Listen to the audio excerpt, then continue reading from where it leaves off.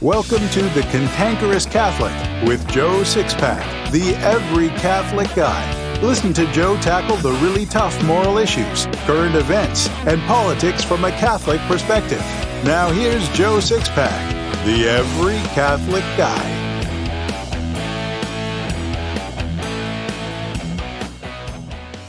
Hello there, Sixpackers.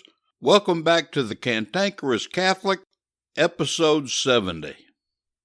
Depending on who you talk to, Pope Francis is either a luminary or an apostate. There doesn't seem to be very many opinions in between. I won't judge whether he's an apostate because that's way above my pay grade at this point, but the evidence leaning toward that conclusion is really mounting. For the sake of argument, let's assume he is an apostate. What does that mean to Sixpackers? How should we respond? What are our moral obligations? We'll answer those questions and more in this episode. What do Billy D. Williams, the celebrated American artist Norman Rockwell, and famed comedian Jimmy Durante have to do with one man's journey from conservative Judaism to the cross? Everything. Marty Barrick has lived one of the most fascinating conversion journeys ever told. In Calvary Road, Marty's biography, you can read about Marty's military service with Billy D. Williams, how Norman Rockwell helped him pass a college course, how, in his deep abiding love for his late wife, Marty helped Irene travel the road of sanctity, how the times are quickly reaching critical mass for fulfilling prophecy concerning the Jews, and much, much more. Get your copy of Calvary Road by Marty Barrick today, in print or ebook on Amazon, Apple Books, Barnes & Noble, and Kobo. While we Catholic laity lack the competency to declare Francis an apostate at this point, there is certainly a great deal of evidence stacking up to indicate that he has indeed apostatized. For example, while he had no direct involvement, Francis stood by watching as priests and laity worshipped a fertility goddess in the Vatican gardens. He also allowed the German Bishops' Conference to begin a process of dismantling the Church's 2,000-year teachings on human sexuality, specifically regarding homosexuality. Francis heretically says, even with God's grace, it's impossible for anyone to obey the commandments of God and avoid sin. Yet the Council of Trent says, if anyone says the commandments of God are impossible to observe, even for a man who is justified and established in grace, let him be anathema. He also heretically says a Christian believer can have full knowledge of a divine law and voluntarily choose to break it in a serious manner, but not be in a state of mortal sin as a result of this action. Francis says, conscience can truly and rightly judge the sexual acts between persons who have contracted a civil marriage with each other, although one or both of them is sacramentally married to another person, can sometimes be morally right, or requested, or even commanded by God. With this comment, he attempts to completely nullify the 6th and 9th commandments, as well as the sacrament of matrimony. But it gets worse. In what appears to be a justification of homosexual relationships, Francis says it is false that the only sexual acts that are good of their kind and morally licit are acts between husband and wife. Last October, the Pope said, once incarnated, Jesus ceases to be God and becomes man until his death on the cross. Do I really need to comment on that?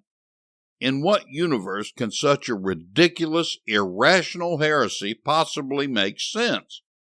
What amazes me more is that he'd expect any Catholic to buy into this theological refuse. In addition to these and other heresies too long to list, Francis has made repeated Antichrist comments. He's made these comments multiple times about himself, and they can only be interpreted as Antichrist in nature. Popes throughout the centuries have referred to themselves as successors of St. Peter. This pope has referred to himself on multiple occasions as the successor of Jesus Christ. If Francis had done this one time, we could easily give him the benefit of the doubt and call it a slip of the tongue. After all, we've all intended to say one thing when a vastly different thing came out of our mouth. But Francis has done this so many times that it can't be attributed to a slip of the tongue. He has to be saying what he means. Oh, and in a surprise move, Pope Francis has dropped the historical and essential title Vicar of Christ from the 2020 Pontifical Yearbook, the Holy See's annual directory, relegating the title to a footnote, calling it a historical title. He replaced it with something no other pope has ever done before, his birth name. Based on what we know through biblical revelation about eschatological matters, if the Antichrist turned out to be the Pope, as many have predicted, then one of the big signs that it's happening is that the Pope Antichrist would do all he could to remake the Catholic Church in his own image and likeness. Apart from his sacrileges and heresies, Francis is attempting to change the entire structure and nature of the Church. For example, we can only sin against an animate object, specifically God, man, and animals. Yet in an Earth Day address last month, Pope Francis declared that humanity has sinned against the earth. He says that we have to ask the planet for forgiveness. At a time in history when the Catholic Church has been standing absolutely alone in its opposition to contraception, something that all Christian religions opposed 90 years ago, this Pope castigates women who don't use it. While speaking of responsible parenthood, the Pope cautioned against Catholics being like rabbits. The Pope spoke about a woman he knows who he said was pregnant with her 8th child after having the first 7 by C-section. He said he'd rebuked her, saying, "But do you want to leave 7 orphans? That is to tempt God. That is an irresponsibility." That woman might say, "No, but I trust in God." But God gives you methods to be responsible, he said. When he said it was God who gave us methods, I don't believe he was speaking about the God you and I worship. Artificial contraception is evil to the core, and God can't commit evil. Pope Francis frequently castigates faithful adherents of the Catholic faith as obsessed, doctors of the law, neo-Pelagian, self-absorbed, restorationist, fundamentalist, rigid, ideological, hypocritical, and much more. In addressing faithful cardinals at the Synod of the Family, in magazine interviews, book interviews, radio interviews, official church documents, and in homily after homily, he's used condemning language indicating they are idolaters and rebels who will never arrive at the fullness of the truth. He's called them heretics and not Catholics. And he's even worse in his criticism of Orthodox young people who he views as rigid. In other words, he's against us Sixpackers. Pope Francis said he felt the need to proceed in a healthy decentralization of power to the Episcopal conferences. He discussed plans for decentralization with his College of Cardinals both in December 2015 and again in June 2017.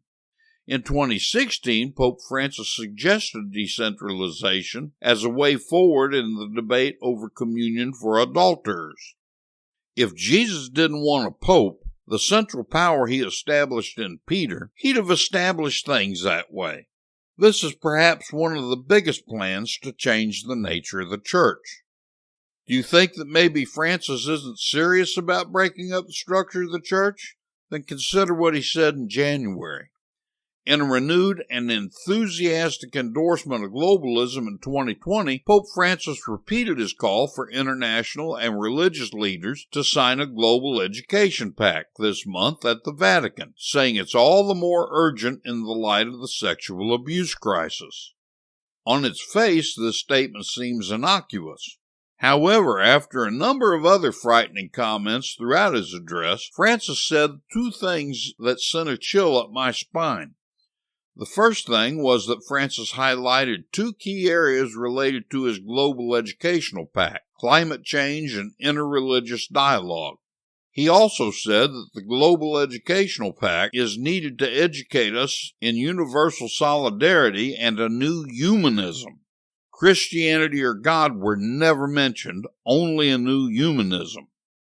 Recently, during an in-flight press conference, Francis said our duty is to obey international institutions such as the United Nations and European Union. Indeed, he took it one step further and said the UN needs to create and assert a one-world government and force the nations of the world to live under UN rule.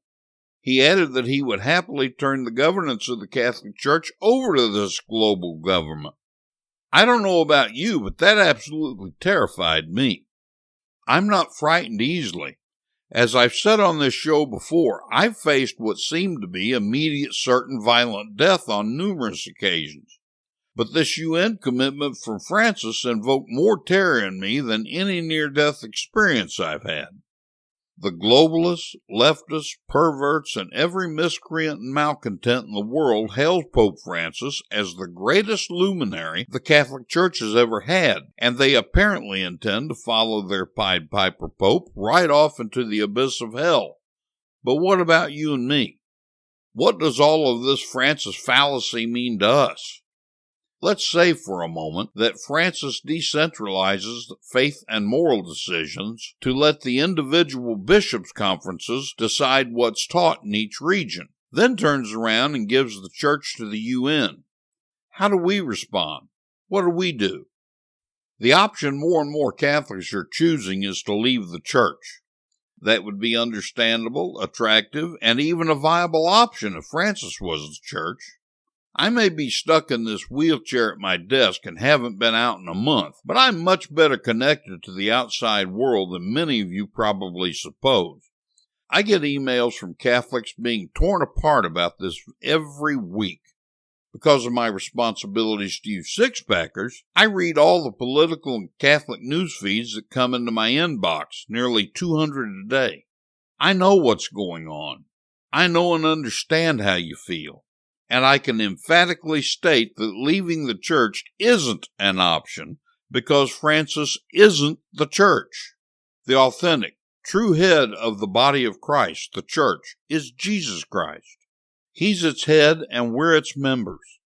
Our obligation is to remain faithful to the church, no matter how difficult that may seem. During his earthly ministry, Jesus never promised us a bed of roses. He only promised us the thorns.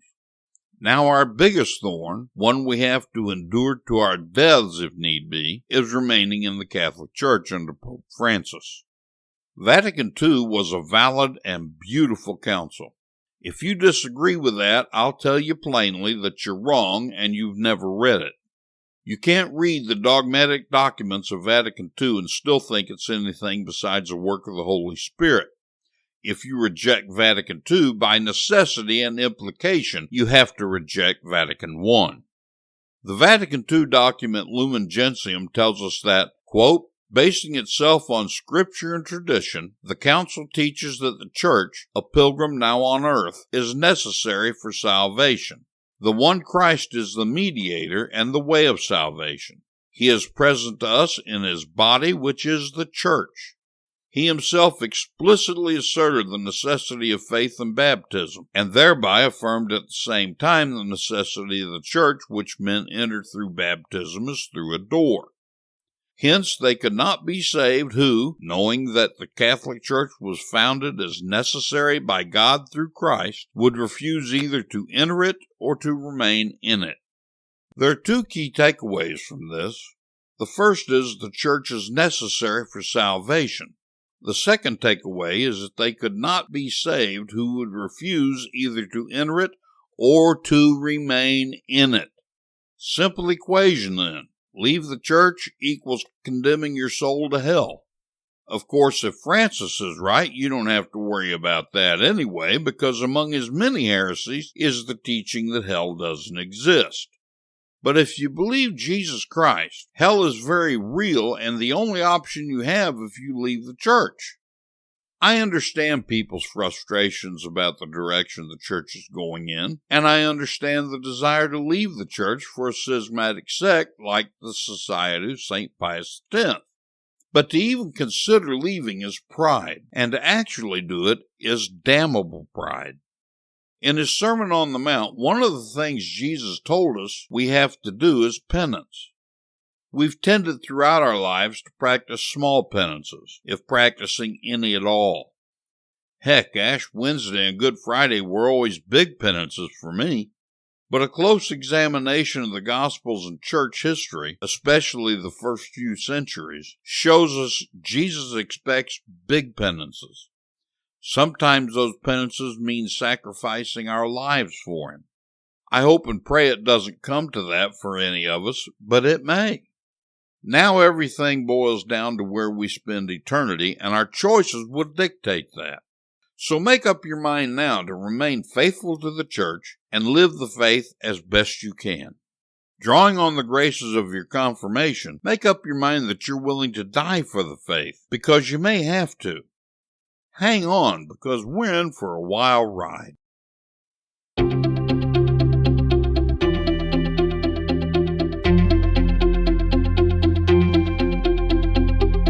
Do you have an apostolate you'd like other Catholics to learn about? Maybe you have an e-commerce business and you want to build sales while supporting a Holy Orthodox apostolate. Whatever you want to advertise, the Cantankerous Catholic is your portal to success. The Cantankerous Catholic isn't even a year into broadcasting its weekly shows, and we're already listened to in 16 countries, all 50 states, and 101 major cities throughout the U.S. and Canada. Our listener demographics are the most sought after for advertisers. The Cantankerous Catholic avatar is 53% men and 47% women ages 18 to 34. The show's average growth rate through 2019 was 24% per week, and our listeners are Orthodox Catholics who reject heterodox Catholic positions and political correctness. Relative to other podcasts and online advertising, our rates are extremely cost-effective and inexpensive. You can advertise in each show's show notes, in the recorded episode itself, our weekly newsletter that announces each new episode,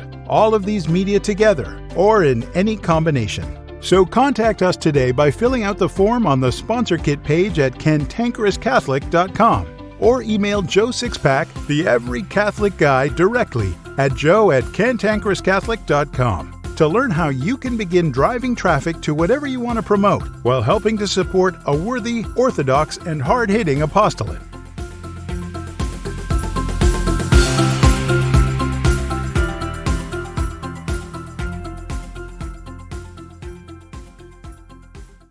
Joe Sixpack, the Every Catholic Guy, wants to make sure you're informed about all the Catholic news you need to know. Here's Joe Sixpack's top 5 Catholic news picks for this episode.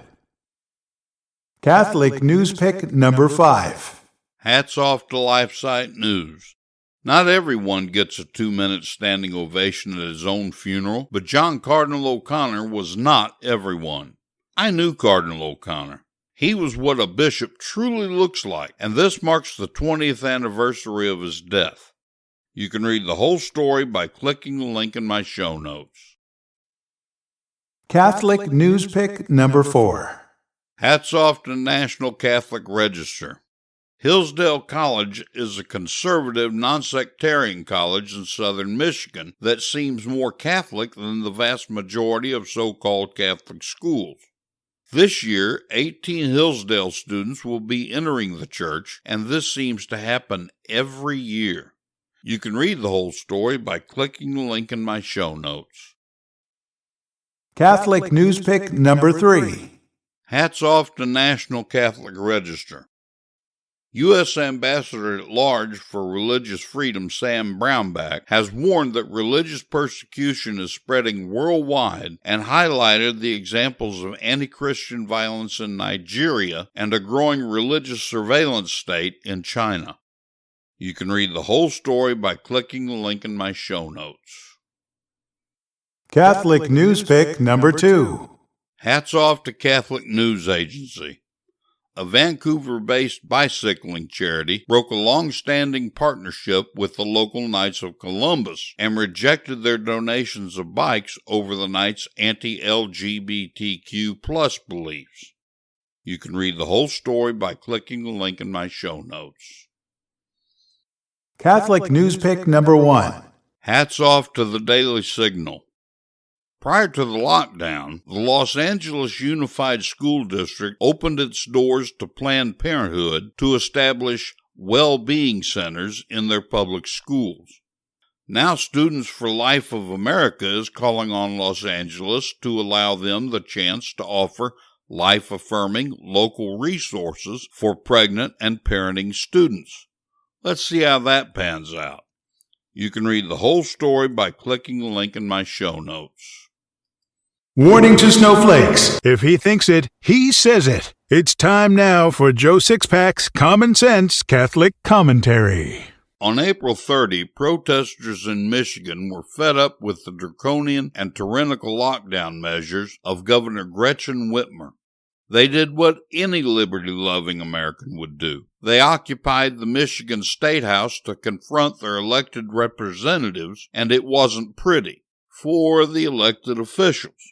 The protesters weren't at all intimidated by the Michigan State Police as they stood outside the House chamber, shouting, "Let us in! Let us in!"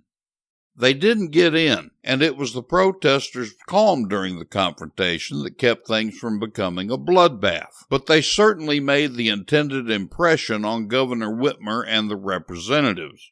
Not only were the representatives afraid to let protesters into the House chamber, but the governor had to be whisked away from the Capitol by her security detail.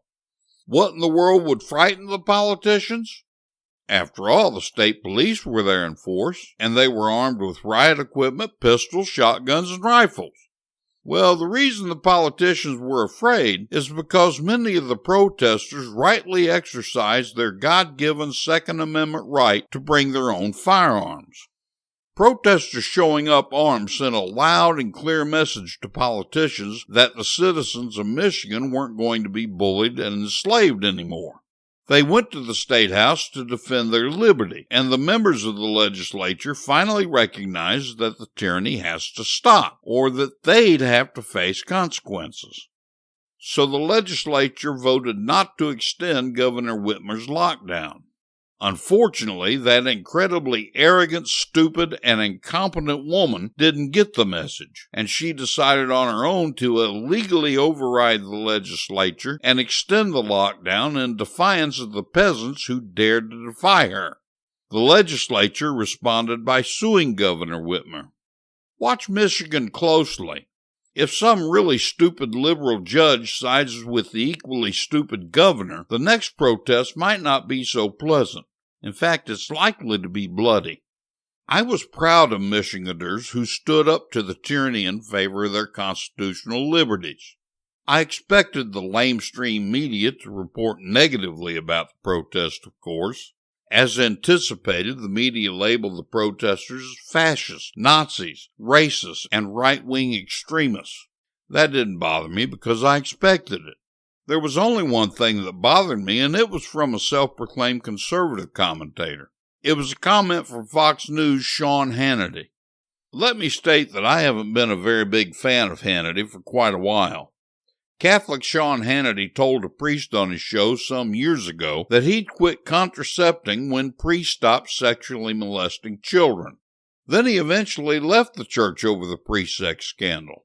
This was so incredibly arrogant of Hannity that his hubris caused me to be a bit distrustful of his objectivity. For the last 3 years, I've taken everything Hannity says with a grain of salt. All of you know that I support President Trump. Hannity, though, has become a mindless sycophant for the president. Even when Trump makes mistakes, and he's made some doozies, Hannity tries to convince us how great the president's bad decisions are. For example, no constitutional conservative, which is what Hannity claims to be, could possibly support Trump's unconstitutional, multi-trillion-dollar coronavirus relief bill, but Hannity thought it was the best thing since flip-top beer cans. His support of the president's bill even caused a rift between he and his best friend Mark Levin, a true constitutionalist. With this in mind, I think Hannity's response to the Michigan protest demonstrates that he either doesn't understand the Constitution or doesn't really believe in it. On his live television show, Hannity scolded those protesters who showed up at the protest bearing arms. He told them to leave their guns at home, that they shouldn't have been armed. What in the hell does Hannity think the Second Amendment is for, anyway? Hunting? Personal defense? No, the framers included it so we can protect ourselves from a tyrannical government. John Adams said, "Liberty once lost is lost forever." That lays the groundwork for a fight in this situation, but it was Thomas Jefferson who had so much to say about the topic. Jefferson said, "A true patriot will defend his country from its government." He also said, "When tyranny becomes law, rebellion becomes duty." Well, tyranny became law in Michigan as well as some other states, so those fine Americans rebelled.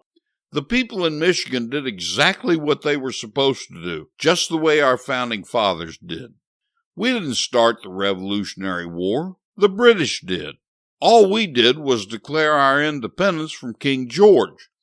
He sent his army and navy to violently force us to remain subservient to him. We reacted with our armed citizenry to defend our independence.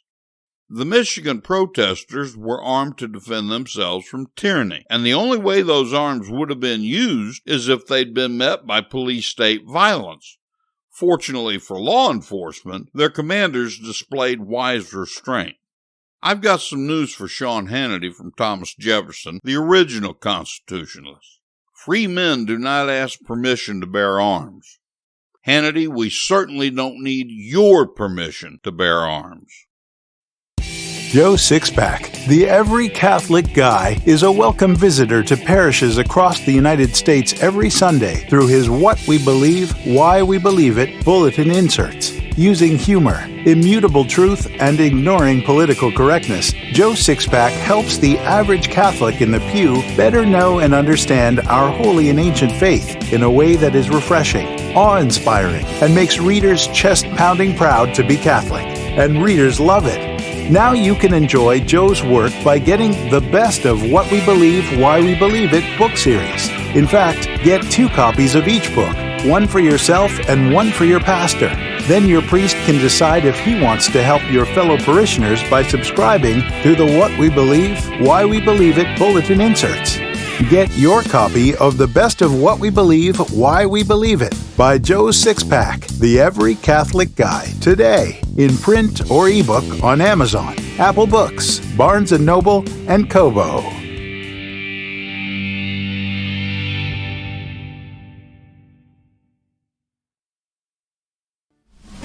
I believe a really great way to teach the faith is through stories, parables, and anecdotes. So here's today's story.